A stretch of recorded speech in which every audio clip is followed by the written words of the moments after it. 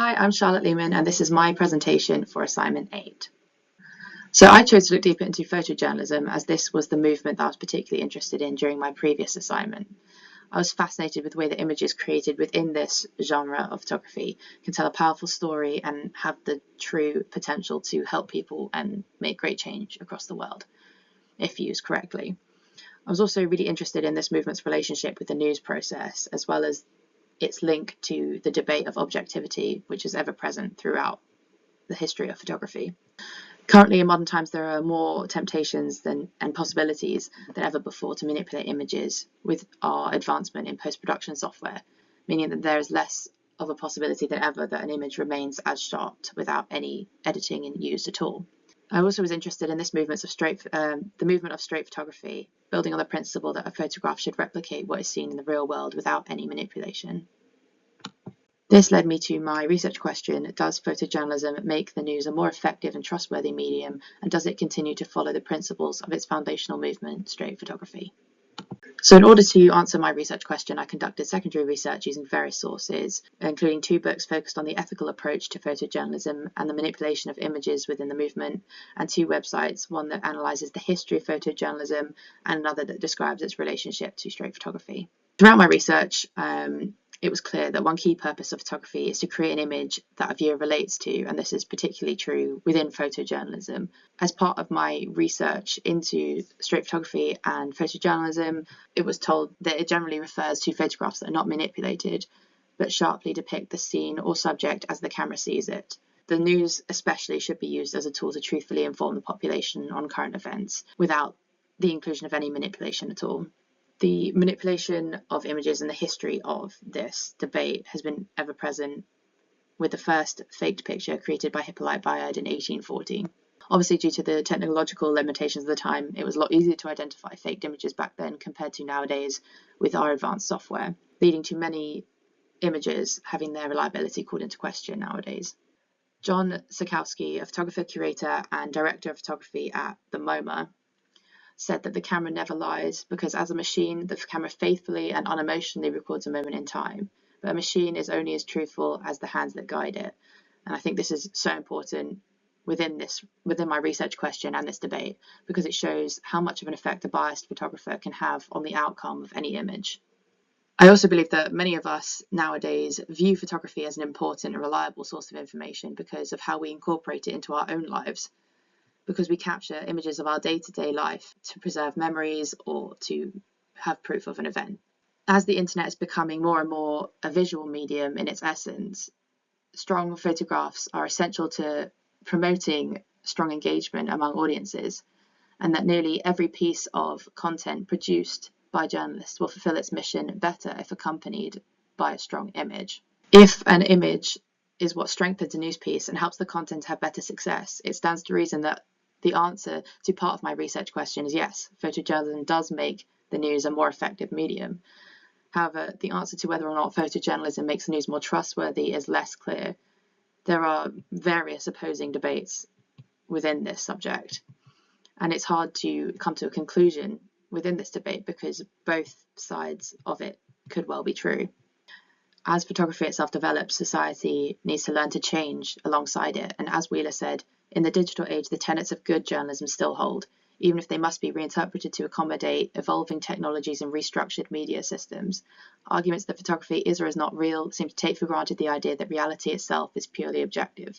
Perhaps a more enlightened view recognises photography's inherent subjectivity as well as its undeniable potential for authenticity and resonance. So my primary research focused on a public survey, a visit to the Dido Moriyama, a retrospective exhibition, and the Fire and Flood outdoor collection by Gideon Mendel. In my survey, I asked 5 questions to gauge the news consumption habits of the public and get their opinions on the use of images within the news. I asked, how do you read the news? If you read a newspaper, which one do you read most regularly? Do you prefer a news story with or without images? What attracts you to a news article more, the title or an image? And do you find the news more interesting and easier to understand when images are included? And the results are as follows. The most popular method of consuming news was via an app on a phone or tablet, followed by social media, supporting the idea that our world is becoming so much more digitalized, as well as our society's increased use of mobile phones and social media to develop our reliance on images. The most popular newspapers were the Mail and the Times, and these were interesting because these papers are both opposing styles of reporting with both their writing techniques and their use of images. For question 3, it was a clear preference of reading news stories with images as opposed to without, with 51% choosing with images, highlighting how important photography and photojournalism is to us nowadays. In question 4, the majority of 39% of people are first attracted to the image in a news story, with a close percentage of 33% attracted by both an image and a title. Now, as images are used to attract attention, the effectiveness in a journalistic environment is highlighted in these results.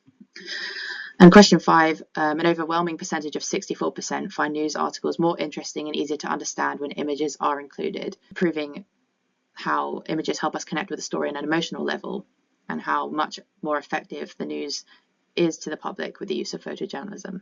For the Daido Moriyama, a retrospective exhibition at the Photographers Gallery, he was and is a highly influential photographer with a very unique style and diverse career, challenging the concept of photojournalism as well as street photography.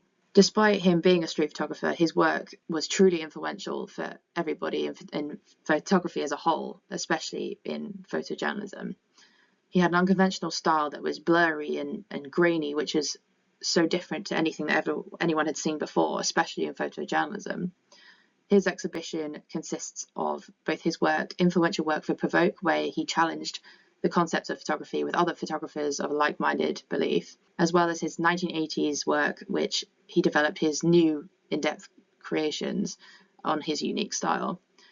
I was really interested in this exhibition because it gave me a fresh and unexpected view of the movement of photojournalism and what's capable of producing when it's done for the right reasons.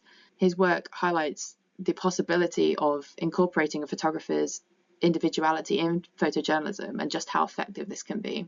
And here are some examples from the exhibition. Moving on from this, I visited the Fire and Flood outdoor collection by Gideon Mendel at the Soho Photography Quarter. Gideon Mendel was also a very influential photographer, known for his journalistic and documentary style work, focusing on the world's issues. Mendel documented various global social issues, including the effects of climate change and natural disasters. And this collection combines his images from Drowning World and Burning World projects. Now, for this kind of work, he used his unique style of photojournalistic portraits to introduce a human touch to the issue of global climate change. He captured portraits of those affected by the disasters in the very environment which was devastated by these disasters. And he began using this technique during his Drowning World project in his Submerged Portrait series. Displaying images in the street in this way helps to reach more of the public and hopefully generate more awareness of these issues. And having seen people physically stop on the streets to look at his work and analyze it in greater detail just proves how effective his work is. And despite the fact that these images may be staged, are definitely staged, they still conform to the ideologies of photojournalism and straight photography because it's still depicting the destroyed environments in an accurate way, but almost enhancing their effectiveness because the viewer can connect with the victim on a personal level. And here are some images from the collection. So in conclusion, whether or not photojournalism is still true to the foundational principles of straight photography is a hard question to answer. Overall, it's difficult to prove if an image has been staged or manipulated in order to serve a specific purpose. However, based on my research, I believe I can say with confidence the public do find the news a more effective and relatable medium when the use of photojournalistic images are included. Our reliance today on technology and photography in our modern world means that we essentially can't live without it. My survey results support this and the idea that many of us are initially drawn into a news story specifically because of the image provided. The ability to trust photojournalism and the news itself is a never-ending debate, which we probably will never get a definitive answer to. There will always be a risk of photographer bias in any form of photography, as everyone is led down different paths in life and will draw different conclusions based on their own experiences, which is always likely to feed into their work in one way or another. I came across various sources that argue photojournalism is untrustworthy, and throughout my secondary research I began to become convinced that the news as well as photojournalism could not be trusted. However, my primary research gave me a different perspective and led me to consider the opposing view. I cannot say for certain whether or not photojournalism makes the news more trustworthy, but I do know it's an important part of the process. Thank you.